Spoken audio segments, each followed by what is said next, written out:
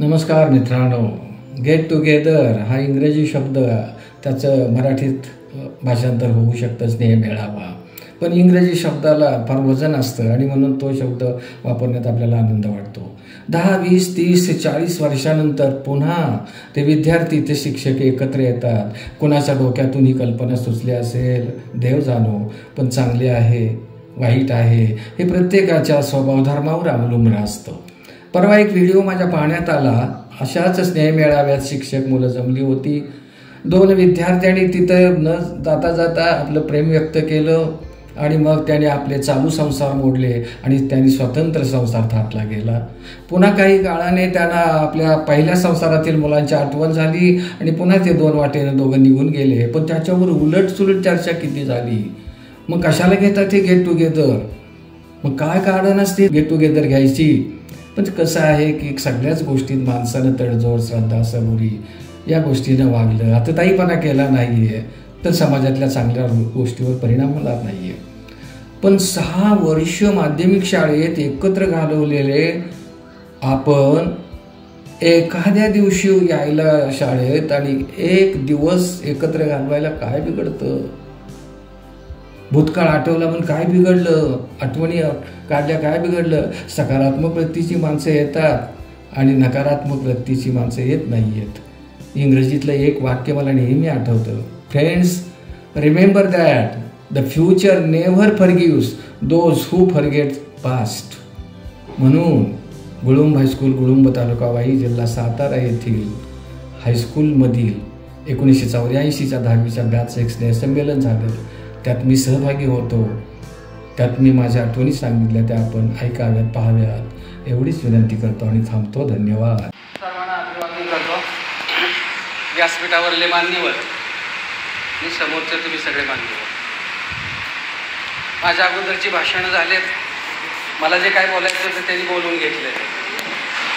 एखाद्या रस्त्याचं काम चाललेलं असतं, खडी पसरलेली असते, त्याच्यावर रूळ फिरतो आणि रूळ फिरवल्यानंतर मग पुन्हा एखादा माझ्यासारख्याला म्हणतो जरा चोपणं घेऊन पडव. कुठं अवघड काम येतात. पण काय होतं, 2 रोळाच्या मधनं एखादा खडा वर तोंड करून राहतो, तेवढाच दाबायचा म्हणून मी थोडं उभा आहे. आपलं आयुष्य म्हणजे बरं का की परमेश्वरानं तिकीट काढून दिलेलं, पण आपल्याकडे तिकीट न देता केलेलं असतं. आपण कधी त्या गाडीत चढायचं आणि कधी उतरायचं हे आपल्याला माहीत नसतं. ते त्यानं ठरवलेलं असतं आणि ते आयुष्य आपण जगत असतो. आपली नोकरीच्या वेळी आपल्याला कळतं की कुठल्या स्टेशनवर मी चढलो आणि कुठल्या स्टेशनवर मला उतरायचं आहे. हे सगळं आपल्याला माहीत असतं आणि ते होत राहतं, पण आयुष्याच्या बाबतीत माहीत नसतं. म्हणून थोडंसं आपण भूतकाळाकडे जात राहिलो म्हणजे आपल्याला थोडंसं बरं वाटत राहतं. मला थोडंसं एक अब्राहम लिंकनची गोष्ट आठवते. अब्राहम लिंकन ज्यावेळी 52व्या वर्षी अमेरिकेचे अध्यक्ष झाले, पुन्हा दुसऱ्यांदा 55व्या वर्षी अध्यक्ष झाले, त्यावेळी त्यांचा एक मित्र त्यांना म्हणाला की काय रे म्हणले, पहिल्यांदा तू गावाची काळजी वाहत होतास, नंतर प्रांताची वाहिलीस, नंतर विभागाची वाहिलीस, नंतर अमेरिकेची वाहिली, आता काची काळजी वाहणार, इकडं बाकीच्या कष्ट देणार आहेस का? पण अब्राहम लिंकन फार चतुर होते. मग ते म्हणले जर पुढं जायचं नाही तर मागं जायचं का? आपण मागं जाऊया म्हणले. मग आपण ज्या शाळेत शिकलो, प्रिंगलवेलला, नंतर हार्वेस्टरला, नंतर आपण हॉर्नबिलला गेलो, त्यावेळी पाळण्यात होतो, अंगठा चोकत होतो. तिथपर्यंत जायचं का त्याच्या मार्गाने जायचं? तर भूतकाळात जसं जसं आपण जाऊ ना तसं तसं आपण एक वेगळ्या पद्धतीचं आहे. आणि मला आठवतं की झरथुष्ट्रानी, जैन मुनी झरथुष्ट्रानी एका ठिकाणी म्हटलेलं आहे की जो भूतकाळ विसरतो ना त्याला भविष्यकाळ कधी माफ करत नाही आहे. हे सगळं आठवतंय. कानडे आठवतोय, कानडेच ना ते फार. मग त्यातले वर्ग आठवत आहेत. दिगंबर आठवतोय, हनुमा आठवतोय, त्याची मस आठवती. मस ऐकली नाही म्हणजे कोपरखळीची मारायचा ना, मस वाकायची. त्या साऱ्या गोष्टी होत्या. अशा त्या ठिकाणी त्या शाळेत आपण शिकलेलो आहे. मग मुल्ला सर सहज म्हणतात की गावात शाळा का शाळेत, हा भाग वेगळा होता. आणि तसंच होत होतं. गावात शाळा का शाळेत गाव हा भाग होता तिथं. आणि मग त्या ठिकाणी जे ती शाळा किंवा हे जे सारं होतं ना तेच थोडंसं कुठंतरी आठवत राहतं. त्यातले 2च प्रसंग मी तुम्हाला सांगणार आहे. ज्यावेळी मी तिथे आलो 81-82 साल असेल, त्यावेळी मला 9वीचं मराठी शिकवायला तिथं. 9वीचं आणि खालच्या वर्गाचं 5वीपर्यंत अगदी होतं मला हिंदी मराठी शिकवायला. हां, 5वीच्या वर्गाला बी होतं पण त्या 5वीच्या वर्गासारखाच मी जायचो, जादा तास मला तिथंच मिळायचा. नवीन आलेल्याला काय कुणी काळजी घेत नाही. आणि तिथं एक प्रसंग घडलेला मला आठवतो की त्या पोरांना किती चांगलं शिकवा, जीव तोडून शिकवा, ते काय करायचं नाही. हसवायचा प्रयत्न केला विनोद सांगून, तरी बी ते हसायचं नाही. पण बाकीचे हसायला लागले. पण पुढं दत्ता नावाचं एक पोरगं बसलं होतं, काय केलं, हसायचंच नाही. पाहायला म्हणलं ह्याच्यासाठी काय करावं. पण एकदा मला असं झालं की ते हसताना दिसलं, म्हणजे एखाद्या कळीतलं फुल उमलावं तसं असताना दिसलं. मी त्याजवळ गेलो, म्हणलं दत्ता काय रे आज हसतोयस? म्हणला सर हसण्यासारखंच घडणार आहे. काय घडणार आहे? म्हणजे आज संध्याकाळपर्यंत मला भाऊ मिळणार आहे. हां, हे कसं काय सांगतो तू? मला त्यात अवघड काय? म्हणला सर गेल्या वर्षी माझ्या आईच्या पोटात दुखलं दिवसभर आणि संध्याकाळी मला बहीण मिळाली. मला आणि म्हणले हे कसं काय? हो म्हणलं सकाळपासून माझ्या वडिलांच्या पोटात दुखतंय. गंमत ही झाली हो. शुक्रवारी हे झालं, शनिवारी गेला, रविवारी गेला, सोमवारी कोणाच्या वर्गात मी गेलो आणि त्याला विचारलं ह्याचं काय भाव मिळाला का? कुठलं काय सर? म्हणते भाव नाही काय नाही, डॉक्टर सगळे पैसे खा, वडिलांचं बघा ऑपरेशन वाढलं आणि मी यायला पोटातनं काढलं. आता म्हणले आमच्या वर्तुकीचं स्कॅनिंग केलंय पोराचा अपेंडिक्स. रे सर सांगा मला की एखादं बाळांतर देवाला आपल्याकडे आपल्याकडं काय झालं असतं? मुलगा पुरुषाकडे, मुली स्त्रीकडे. अवघडे हो. विवेकानंदाने विचारलं म्हणजे सगळेच लेखक आय आय आय आय म्हणतायत. म्हणले कसं काय तुकडं आईवर बाप काय करत नाही का? म्हणले करतो ना. म्हणले ये इकडं. म्हणले एक असं कर, बाहेर जा 3 किलोचा दगड आण. म्हणले आणला.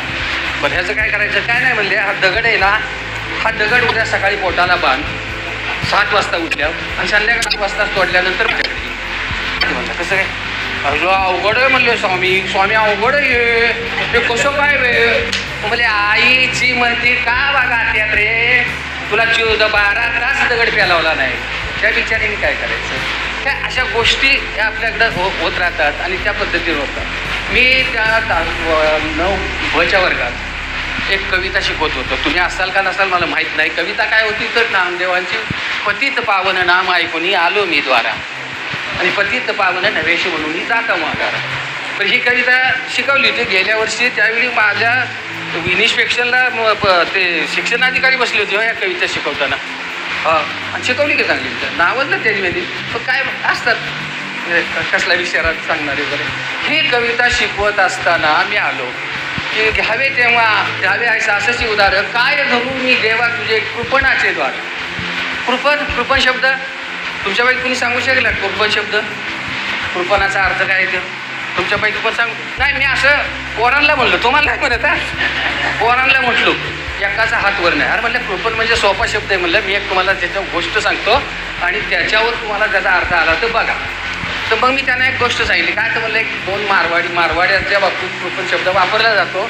एक मारवाड्याचं कुटुंब असतं, ह्या गल्लीतनं त्या गल्लीत तो काय करायला जातो, आपल्या दुकानात जातो दुकान करायला वगैरे आणि सकाळच्या बाद देवाची पूजा करतो. देवाची पूजा करत असताना तुपाचा दिवा लावतो.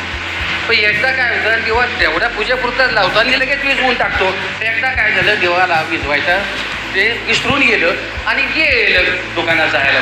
म्हणून दुकानात गेलं निम्म्या वाटत गेलं जाणार तुपाचा दिवा विझवायचा राहिला. पण तिथनं ते माघारी आलं. माघारी येऊन बघते तर बायको त्याची दरवाजातच होती. मग तिने विचारलं का हो तुम्ही माघारी आले? ते म्हणले काय सांगू बायडे तुला तुपाचे दिवा विझवायचे राहिले सगळे, तूप दिवसभर जळले तर काय मग उद्याच्याला काय लावायचे? येडे का कळे तुम्ही, दिवा कसा पेटलेला राहील, मी ते कवाच विझवले. पण तुम्ही जे तिथून बिनकामाचे परत आले ते तुमचे बूट झिजले की बाई बायडे तू येडी का कळी, मी काकला मारून आले. झाला हा विनोद, पोरं हसली. तेवढ्यात एक पोर उठलं म्हणलं सोड ह्या बाबा. त्यानं काय दाखवलं, शेजारच्यानं जी 4 थापड जी मारली होती त्याच्या मांडीव ना, 5 बोटं उठली होती आणि पाक लाल गुण झालं होतं. तेव्हा फुल पॅन्टा नव्हत्या 9वीला, 10वीला होत्या.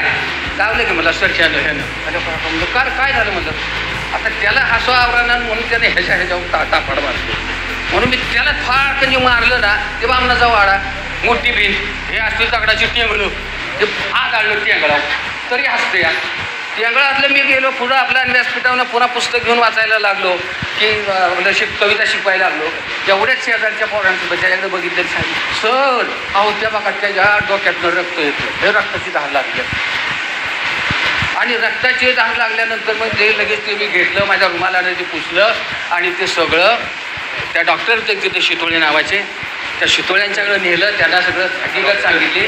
पोराला सांगितलं हे असं झालं सांगू नकोस, मला कोणीतरी मारलं, माझा त्याला गोळ्या दिल्या, टीटीचं इंजेक्शन दिलं, त्याला मी घरी नेलं, त्याच्या आजी घरी होती, आजीला सांगितलं हे बघा हे असं झालंय बरं का, काय असू दे बाबा असू दे, चहा घेऊन जातीस का, नको म्हणलं, आपलं तुमचं ते पोरा.